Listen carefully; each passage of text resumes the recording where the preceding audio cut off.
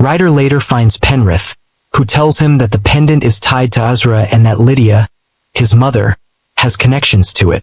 Penrith encourages Ryder to seek the truth and not be afraid to return with more questions. Ryder, still stubborn and seeking his own path, says he will find salvation his own way and leaves. Out in the woods, MK spots something suspicious and calls Sunny over. Sunny realizes it's a trap and disables it just in time. But then they hear a scream. Another clipper has been caught in a different trap. Sunny saves him, unaware that Tilda is watching all this from the trees above. Jade begins training the clippers and colts on how to harvest poppy properly. Lydia, surprisingly, joins her and asks Jade to teach her as well, possibly as a gesture to keep an eye on her. Meanwhile, Vale is tending to Quinn, who is resting in his chambers. In a moment of vulnerability, Quinn tells Vale that he didn't kill her parents. Sunny did. The revelation shocks her. Before she can ask more, Quinn passes out. That night, while others sleep in the forest, MK sneaks away and finds Tilda. She warns him that he is not safe. Her mother suspects he is the one with powers. MK begs her not to say anything to the widow. He confesses that she's the only one who can calm him and help him control his dark abilities. Suddenly, Sunny arrives, captures Tilda, and demands she show them the widow's location. Back at Quinn's compound, Lydia and Jade share a quiet moment. Jade is nursing Lydia's injured hands as they talk about the complicated relationship between them. In the forest, the widow and her group find Tilda's sword and clothing, realizing she has been captured. The widow sends a girl to the sanctuary to deliver a message to their allies at the fort. Quinn wakes up to find Lydia by his side. They discuss the past briefly before Sunny bursts in, reporting that they have captured Tilda. Quinn orders Sunny to interrogate her until she reveals the widow's location. He also tells Sunny never to see Vale again. Sunny agrees, though reluctantly. Tilda is tied to a chair in a cell. Sunny questions her. MK tries to intervene, begging him not to hurt her. Sunny tells MK to stay out of it. Meanwhile, Jade brings food to Quinn. As they talk, she suddenly collapses, foaming at the mouth, a clear sign of poisoning. The situation takes a shocking turn. In the cell, MK begs Tilda to reveal the widow's location. Suddenly, the widow breaks into the compound, storming the cell to rescue Tilda. A dramatic fight breaks out between Sunny and the widow. As chaos unfolds, MK unlocks Tilda's restraints, but they are attacked by a cult. In a moment of desperation, MK cuts his own palm, unleashing his hidden powers. He enters a berserk state and brutally kills the cult. Sunny, stunned, watches MK in disbelief. The shock gives the widow and Tilda a chance to escape. MK, exhausted from the transformation, collapses. Hidden in the shadows, Quinn has witnessed the entire scene, his mind already plotting the next move. The episode opens at night. Sunny is asleep beside Vale, but his mind is restless. He is haunted by a vivid and disturbing dream. In this dream, he and MK are on top of a tall building, engaged in a fierce fight. Suddenly, MK's eyes change, glowing with a supernatural light, and he gains extraordinary strength. He overpowers Sunny and pushes him off the rooftop. Sunny jolts awake in terror, drenched in sweat. Trying to shake off the nightmare, he grabs a mysterious old book that contains information about Ezra, a mythical place he's been seeking. He starts flipping through the pages, searching for answers. Vale, awakened by his movements, asks him if something is wrong. Sunny hesitates but finally tells her that he may have found a way to escape the Badlands, a path that could help him avoid the fallout of being revealed as the father of her unborn child. The next morning, Sunny passes by MK, who is practicing his fighting skills. MK greets him, hoping to talk, but Sunny is cold and visibly irritated. Still trying to prove himself, MK follows him. Sunny finally tells MK that Quinn has given them orders. They must go and track down the widow, their enemy. Elsewhere, the widow addresses her growing army of followers. She welcomes new recruits with a passionate speech. She warns them not to fall for the lies of Quinn and the other barons, who portray themselves as protectors against the world's dangers. In truth, she says, they're the very oppressors. The widow promises her followers something real, a future worth fighting for, freedom. Her charisma inspires the crowd, and they rally behind her. Meanwhile, Quinn, Lydia, and Jade are trying to deal with a crisis: how to manage the poppy harvest. They meet to brainstorm solutions.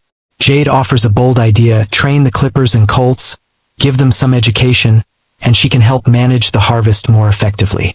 Quinn is skeptical and dismisses her suggestion at first, but Jade persuades him to give her a small group of clippers to prove her plan can work. Quinn agrees, but Lydia is clearly not pleased, feeling her authority and role are being challenged. As MK stands outside, Ryder approaches him and asks where he's headed. MK tells him about the mission to go after the widow. MK asks Ryder for his pendant, the one his mother gave him. Ryder coldly tells him he sold it. He then questions MK about what he knows of the pendant's significance. MK admits he knows nothing about it other than the fact that his mother gave it to him before they were separated. Ryder moves closer, clearly trying to intimidate him, but Sunny interrupts, calling MK away.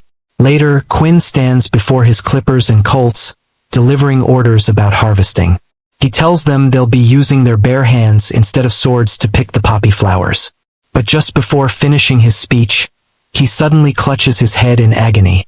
Another powerful headache. Lydia rushes to his side and helps him back to his chambers. Quinn appoints Jade to lead the harvesting team in his absence. In the forest, Sunny and MK continue their mission. Sunny tells MK that if he inserts his compass into the Ezra book, it might reveal the location of the fabled city. It's the first real lead they've had toward escape and possibly a new future. Back at the widow's camp, she cuts Jolien's hand to test if he has the same mysterious power she's seeking.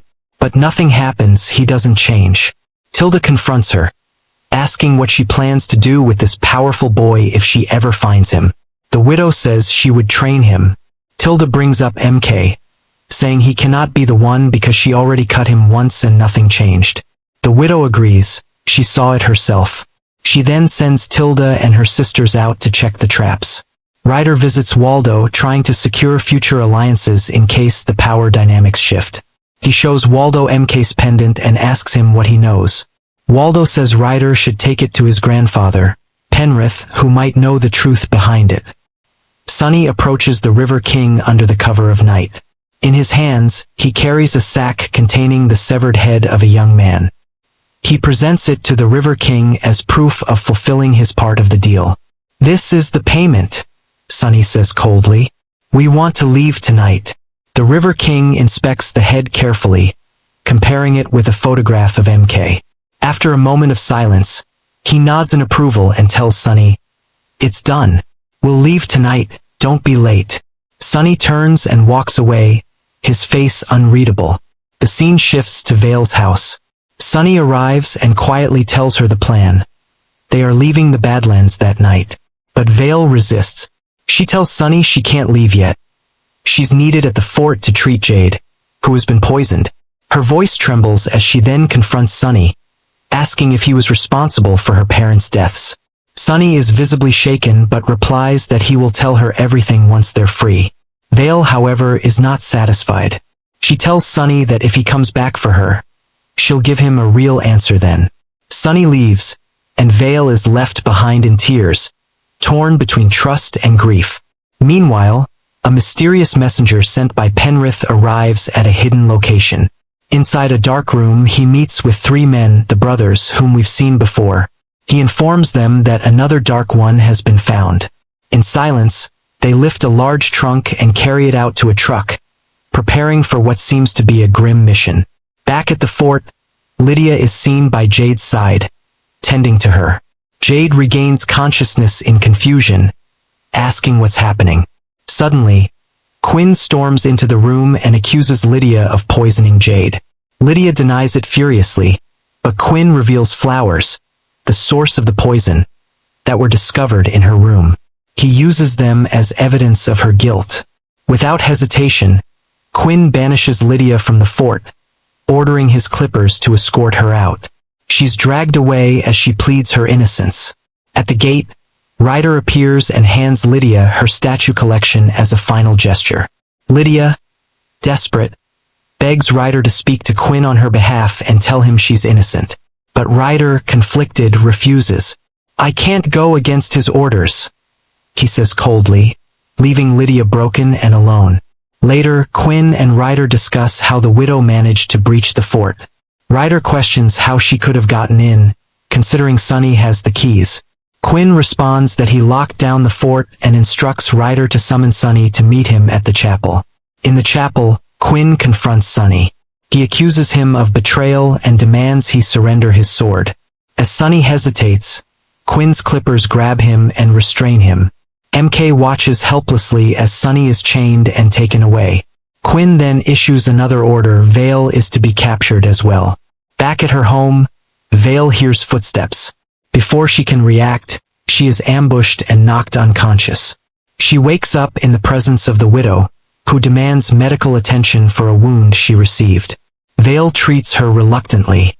Afterward, the widow opens up to Vale, telling her that she loves her and fights to build a better, safer world. She instructs Tilda to return Vale safely to her home. In his prison cell, Sunny is visited by Quinn, who demands to know Vale's location. Quinn threatens to kill Sunny if he doesn't reveal the truth about MK. But Sunny holds his ground and delivers a chilling warning. "If I ever break these chains, you'll be the first I kill." Elsewhere, Lydia returns to her father, Penrith. She kneels before him, tearfully asking for forgiveness and showing him her treasured statues as a sign of repentance. Penrith embraces her, welcoming her back home. Meanwhile, Quinn has a private conversation with MK. He tries to manipulate the boy, promising to make him a more powerful clipper than Sunny if he joins his side. MK agrees, but only under one condition: that Quinn spares both Sunny and Tilda. Quinn agrees and invites MK to meet him at the dollhouse that night for the Tick-Tick-Tock party, to celebrate their new alliance. Later in the day, Ryder meets with Zephyr. They discuss forging an alliance among the barons. Ryder reveals that there's no need to involve the widow, as she was seriously injured by Sunny the previous night. He hints that very soon, two barons will be eliminated, setting the stage for their rise to power. That night, Waldo sneaks into Sunny's cell. He frees Sunny and hands him a mysterious pendant, the same one found on him long ago when he was rescued.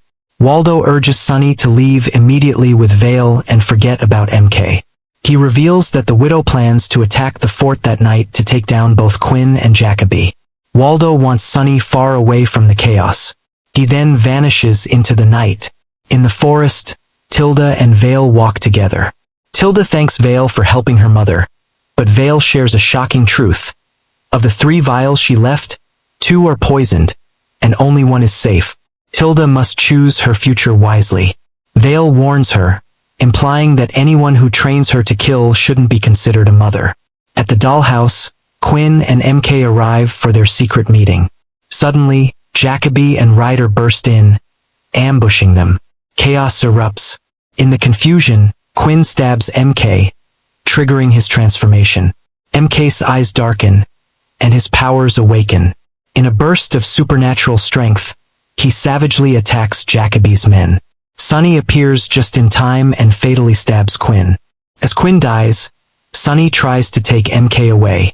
But just then, the 3 mysterious brothers arrive and attack Sunny, knocking him unconscious. They capture MK, lock him inside a truck, and drive off into the night. Meanwhile, Lydia is seen entering a baptismal pool in a powerful symbolic act of spiritual rebirth. Penrith embraces her, accepting her back into his life. Back at the widow's base, Tilda returns home and finds her resting in a chair. The widow confronts her about lying about MK. Tilda admits she was protecting him.